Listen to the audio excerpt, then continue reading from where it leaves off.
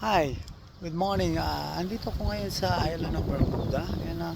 Gusto ko lang i-explore at ipakita sa inyo ang ganda ng island na to. So, unti-unti mag-iikot tayo sa palibot ng island na to.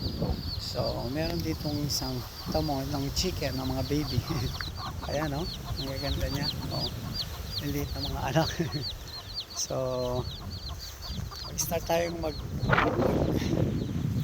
sa island. So ayan, yung chicken na to, ang dami niyang baby, oh. Wow, ganda, no? So aliliit. So ayan yung ang chicken dito nagkalat sa Bermuda. Hindi nila kinakain to. Pinababayaan lang nila, paikot-ikot dito. Yan ang mga isa sa mga chickens usually na nag-stay dito sa Bermuda. Andito rin ako, nadaanan ko ang isang old cemetery na napakaluma na, siguro mga 1800s pa to. So luman-luma na dyan. I don't think meron pa ritong bumibisita pa sa mga naiwan na sa mga pamilya nila na namatay na, pero I don't think na meron pa, pero pinapreserve na lang nila to. I think this is since 1800s pa tong old cemetery na to. So yan, napakaganda, siguro during the British time. Ito yung mga cemetery nila, old cemetery na which is hindi na abandonado na rin, which is pinapreserve na lang nila ang beauty niya. So ngayon I'm on my way dito sa dagat. Ayan, makikita mo yung beach dito, napakaganda. So actually ang beach na to nasa Pacific, Atlantic. And marami kang makikita rito mga iba-ibang klaseng mga hayop.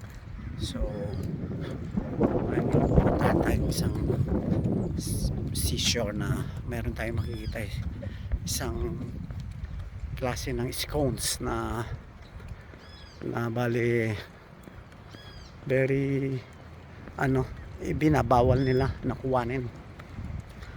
Hindi mo pwede siyang kolektahin or kainin. So ano lang nila, pinapreserve, parang pinapadami whatever. Pero dito, ito makikita mo ang beauty ng beach side nila. Ayan yung old port area dun ng mga British during World War. Ayan, makikita mo rito yung ganda ng tanawin ng dagat. So papunta tayo doon sa sinasabi ko. Ayun, ngayon sa seashore, makikita mo rito yung ganda ng dagat. So ayan, ang ganda ng ng dagat nila, malinaw. So see, ito, ayan. So napakaganda, di ba? Napakalinis, asul ang dagat nila. So dito, meron dito yung mga scones na sinasabi ko. So ayan, papakita ko sa inyo. Ayan, malakas ang alon, pero ayan, ayan yung mga scones. Kukuha tayo ng isa para may pakita ko sa inyo yung itsura nya.